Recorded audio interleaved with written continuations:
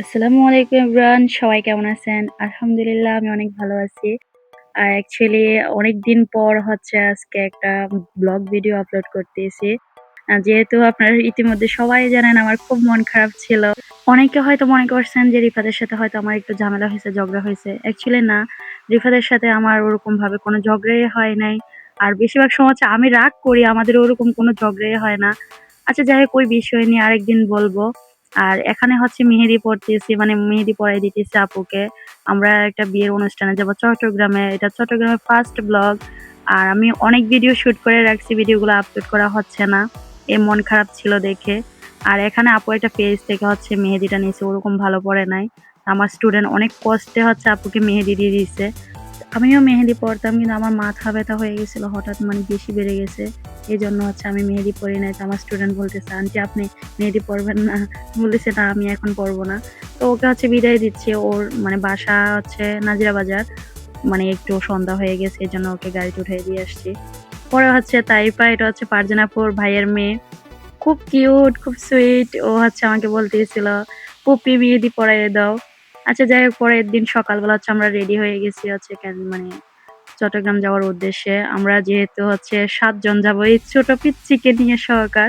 তো আমি কিছু হচ্ছে নাস্তা নিছি, যেহেতু গাড়িতে বাচ্চা আছে ৩ জন।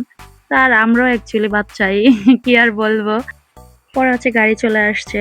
এখানে আসলে নন এসিতে যাওয়ার কথা ছিল মানে আপুরা। তো যেহেতু আমি হচ্ছে নন এসিতে যাওয়াটা খুব কমফোর্টেবল ফিল করি না, এজন্য হচ্ছে আপু আবার এসি টিকেট কাটে।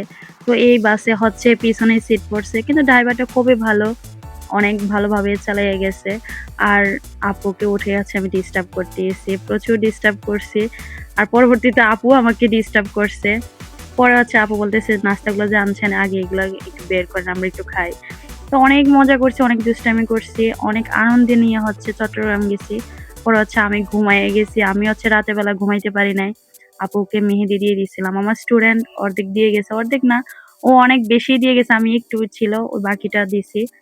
পরে হচ্ছে আমরা জ্যামের মধ্যে পড়ছি। প্রচুর জ্যাম ছিল। আপুরা বলতেছিল যে চট্টগ্রামে ওরকম জ্যাম পড়ে না। পরে আমি একটা টেস্টি ট্রিট পাইছি। ওখান থেকে হচ্ছে কিছু আবার স্ন্যাক আইটেম নিয়ে নিলাম।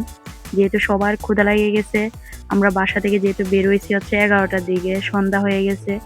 চট্টগ্রাম যাচ্ছি হচ্ছে ফারজানা আপু খালামণির বাসায়। আর ওরা প্রচুর টেনশন করছে আমরা জ্যামে পড়াতে। পরে হচ্ছে ভালো ডিউটি থেকে এসে হচ্ছে আমাদেরকে নিয়ে নিতে আসছে বাস কাউন্টারে। তো আমি এখান থেকে যাওয়ার সময় হচ্ছে সবজিগুলা ভিডিও করতেছি আর বলতেছি, "আপু আমাদের কুমিল্লার সবজি অনেক ভালো। এখানে সবজি একদম ইয়া হয়ে গেছে।" পরবর্তীতে হচ্ছে আমরা ভিতরে ঢুকলাম। যেহেতু আমরা নৌবাহিনীতে কোয়ার্টারের মধ্যে আসছি। তো এখানে ১ নাম্বার গেট দিয়ে হচ্ছে আমরা ঢুকছি এই কলোনিতে। পরে আসলাম, আর রোহানকে হচ্ছে আমি একটু বকা দিতেছিলাম। ও আসলে আসতে না আসতেই দুষ্টামি করা শুরু করছিল। এজন্য ওকে বকতেছি যে, "এখানে কিন্তু হাত ভাঙ্গা নিয়ে আসছি। অনেক রিস্কের উপরে আসছি, যেহেতু আমাকে ছাড়া আসলে এই বিয়ের ডেটটা হচ্ছে মানে অনেক পিছায়ে নিছে।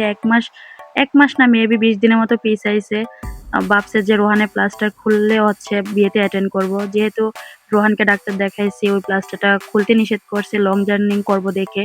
পরবর্তীতে হচ্ছে আমরা এসে ফ্রেশ হয়ে হচ্ছে ঘরোয়াভাবে যেহেতু বিয়ে, এই জিনিসগুলো আমরা দেখতেছি যে কি, কি কেনাকাটা হয়েছে বউয়ের জন্য। বিয়ের ব্লগ দেখবেন, সবাই ভালো থাকবেন, সুস্থ থাকবেন। আল্লাহ হাফেজ।